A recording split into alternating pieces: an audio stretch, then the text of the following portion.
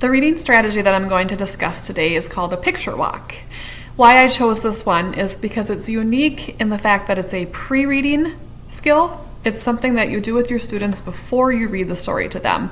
You know, usually when you think about a reading skill or a strategy to use in a classroom, it's you read the story to them and then you go back and you check for comprehension or you check for vocabulary knowledge and things like that. Well, with a picture walk, this is actually a strategy that you do before reading the story to students. Super simple.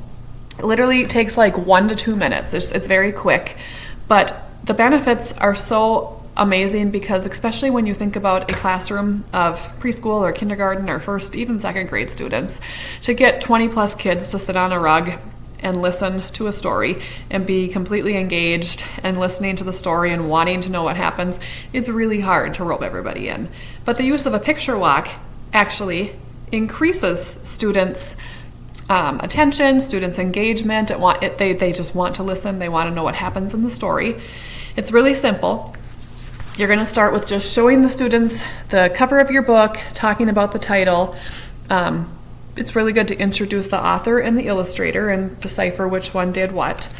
And then you're just going to go page by page through the story, super quick, not reading a single word, but pointing out things in the illustrations. Whoa, look at how small he is, and they're so big. That must be why it's called the little snowplow. You're just going to go through every page and talk about things that you see in the illustrations. And my favorite thing to do is for the very last page. That's how the book ends? Do you guys want to... I'm not going to show you. Nope. We're going to find out when we're reading the story how it ends, but you are not going to believe how this book ends. So like I said, it's really quick, but it ropes the students in. It makes them want to hear the story. And there's also a lot of benefits other than just students being engaged in your story that come from doing a picture walk. So this is really best used with emergent or beginning readers when you're reading a lot of picture books to them. You know, in 4th or 5th, 6th grade, you probably aren't going to be reading as many picture books. But with the young elementary students, this is a great strategy to use. You can actually introduce new vocabulary that you see in this book while you're going through the pictures. So it's great to pre-introduce the vocabulary before they even hear it to talk about it.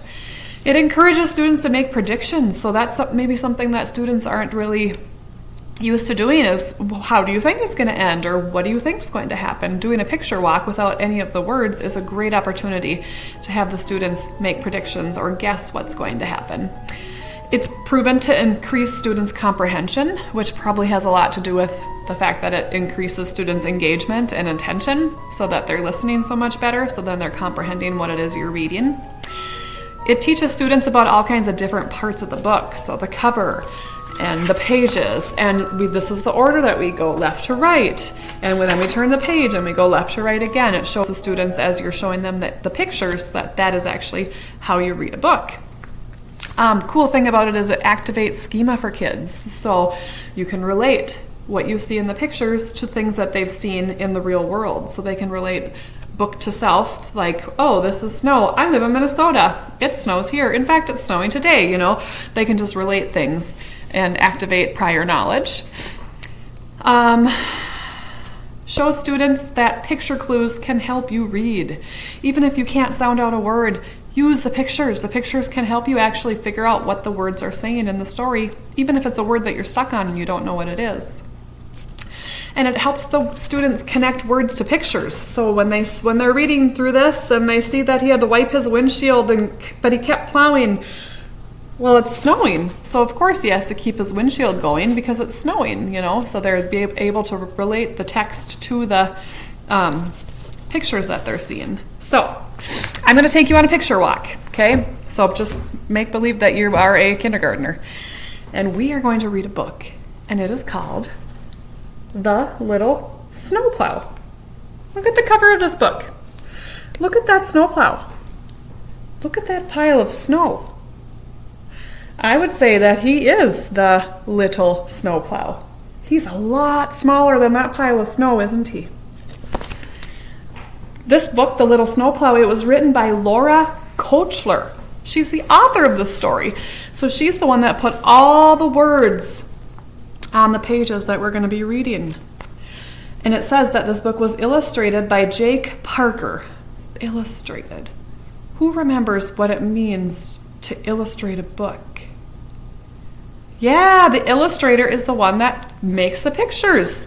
So this illustrator painted all the pictures that we're going to see when we read this story. So let's just take a quick look and see what we think is going to happen with the little snowplow. Oh boy. Here he is. Here are the other trucks. Is he bigger or smaller than these trucks? He's smaller, isn't he? That's why he's called the little snowplow. He's a lot smaller. Ooh, did you guys notice his face? Does he look happy? Mm-mm. Why is he mad? Why would he be mad? Oh, look at this beautiful spring day, and that little snowplow is just going right to town, plowing in a little river, moving rocks. What are those? Balloons. He's pushing balloons. I bet he was at a birthday party. What do you think? Have any of you ever had balloons at your birthday party before? Raise your hand if you've had balloons at your birthday. Me too. Me too. Here he is moving leaves. Does that look like leaves to you? Yeah. Oh, he looks so happy. He must love being a snowplow. Oh my. Look at the sky. Kind of reminds me of the sky today. Not really sunny, kind of cold and gray. Do you think it looks like today's sky? Mm-hmm. Okay, look what we've got back. We've got our little snowplow and the big trucks. Remember what you said. Is he bigger or smaller than the other trucks? Smaller, good. And he still has that same look on his face. Why do you think he's so mad looking all the time? I don't know. Oh, looks like he's going to bed or going in the shed or something. What is he doing here? Boys and girls, look at this picture. He's pushing some rocks and he has a big brick tied to his back. Crazy, isn't it? Oh boy. Look at this man. Look at what he's wearing and look at the white stuff falling from the sky. Does he live in Minnesota? What is it doing right now? It is snowing in this picture. Look at how happy he looks. He's been training, remember? He's been working. He's ready. He's ready to move some snow. Woo!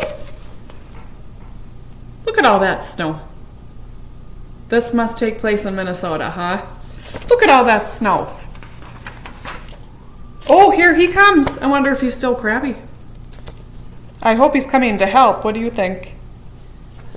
Look at, this looks like our town. Is this Dawson? This looks like where we live. Look at all those roads. That snowplow has a lot of roads to plow, doesn't he?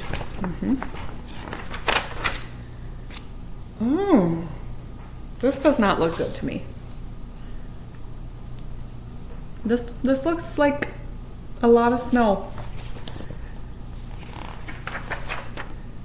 Oh, here he comes. Look at that humongous boulder. That is one big boulder, isn't it? Good thing he's so small. He can fit, can't he? Oh, snow, snow, snow. Moving snow. I wonder if he gets tired of snow like Mrs. Lee does. Because Mrs. Lee gets tired of snow. What is going on here? Look at that.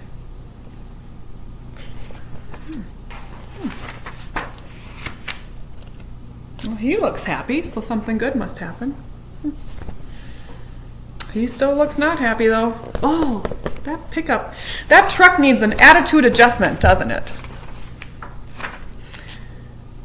Still looking crabby. Still looking crabby. Ooh. Oh. Do you want to see how the story ends? No, I think I'm going to wait and show you that when we're reading. I think you're going to be very surprised how this story ends, though. So, As I was showing, you can point out things in the illustrations, you can show the different emotions that the characters might be having, try to relate text to self. So as I was trying to relate the snow to the students that live here in Minnesota, if they can relate more to it, then they might be more interested in finding out what happens. And like I said, my favorite part about a picture walk is leaving them hanging at the end. If you give them that little clipped hanger, then they're going to really want to pay attention and find out, what did Mrs. Lee see on that page? Because we want to know how the story ends too. Just really important to ask a lot of questions, try to get as many students engaged on the picture walk as you can, and set the stage for the little snowplow. Get the students excited to find out what happens. Thank you very much.